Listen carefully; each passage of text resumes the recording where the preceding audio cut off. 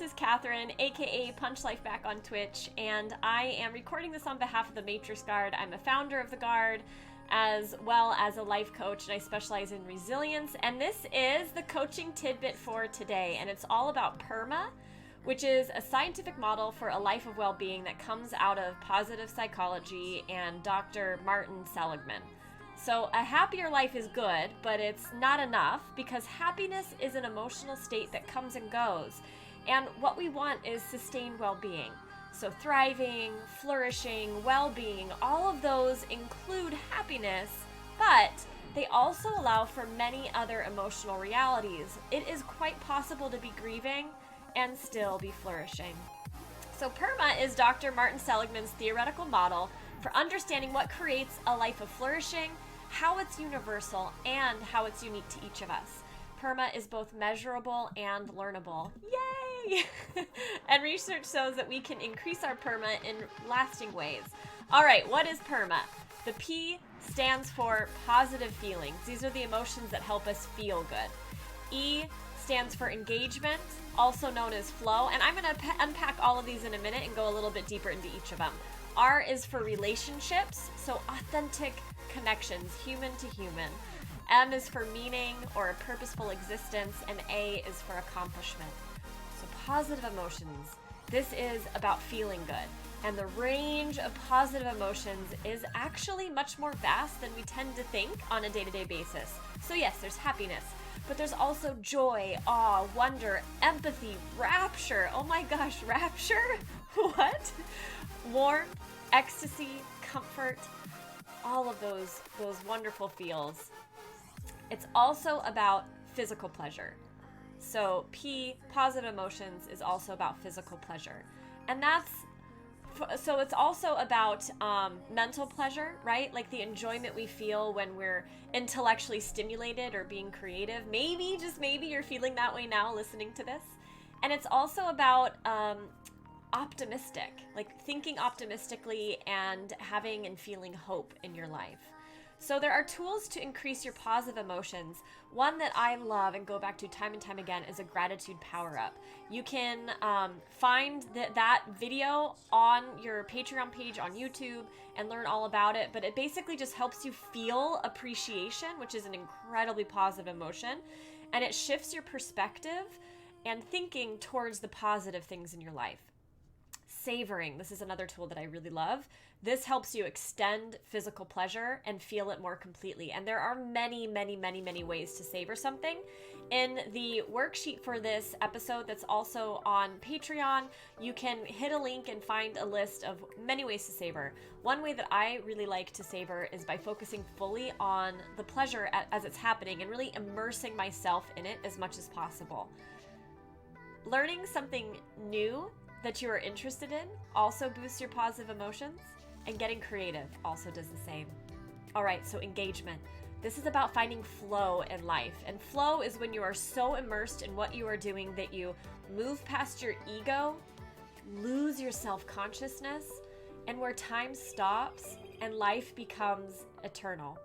It's also called being in the zone. And what causes flow, and this is, I'm gonna butcher his name, but it's Dr.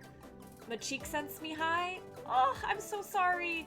He's the person behind this idea of flow and has a bunch of research that backs it up and explains it. But what causes flow is unique to the individual, but some common flow-inducing activities are the arts, exercise, sports, sex, working, reading, studying, all those yummy things.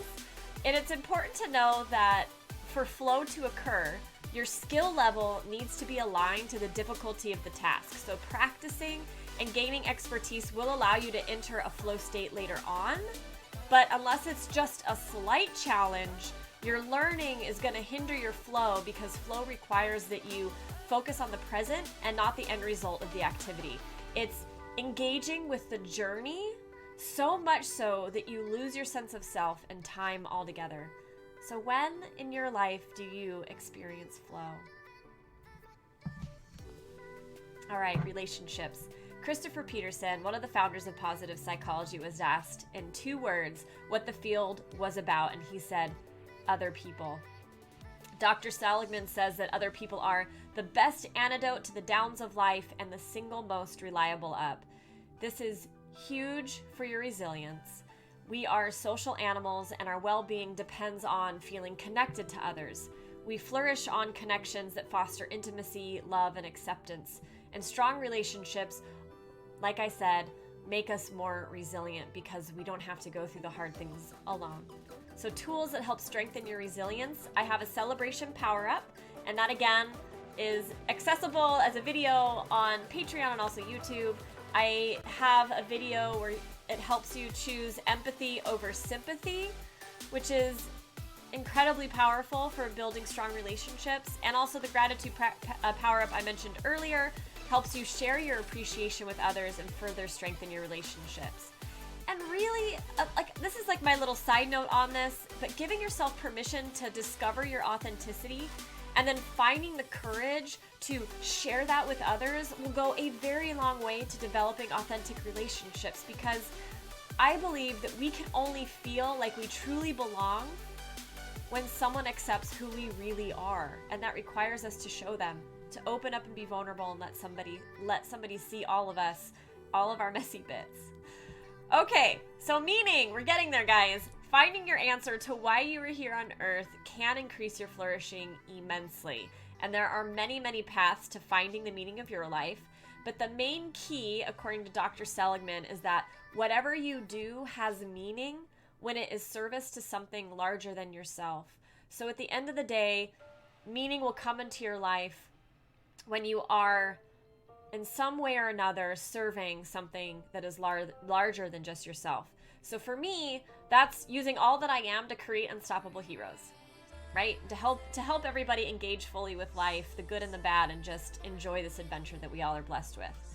So for others, it can be religion, it can be taking care of loved ones, working for a company with a big mission, expressing themselves creatively. I mean, really the list is endless, and in many ways, it's all about mindset. I remember Dr. Seligman, I believe it was a janitor. He was using the example of a janitor, and this is a job that most of us think is rather unthankless, like it's thankless, and not really meaningful. But this janitor had this profound sense of meaning because he viewed his work as true service to the people he was helping, and by keeping their environments clean, he was empowering them to do the good work that they're doing in the world, and so on and so forth. And it was just really inspiring because meaning is everywhere. We just have to see it that way. So what gives your life meaning? Okay, accomplishments. The last one, having goals and then working towards them increases your well-being by giving you a sense of accomplishment and pride. Now, you don't need to succeed in order to benefit from goals, which I think is fabulous.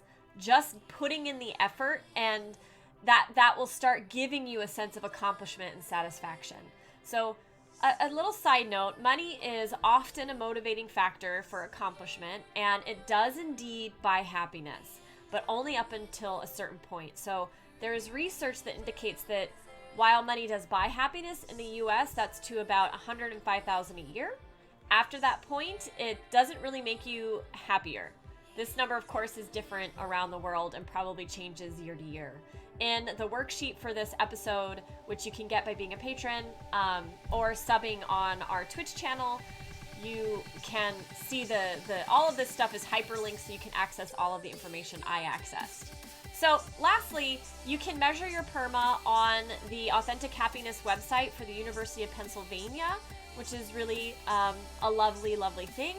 And once you have measured it, you can, or even if you don't want to measure it formally, you can just ask yourself, what areas of PERMA would you like to improve in your life? Or if you were to rate each of those areas on a scale of 1 to 10, how satisfied you were or are with them, you'll find out which ones you're lowest in or lower on the number scale.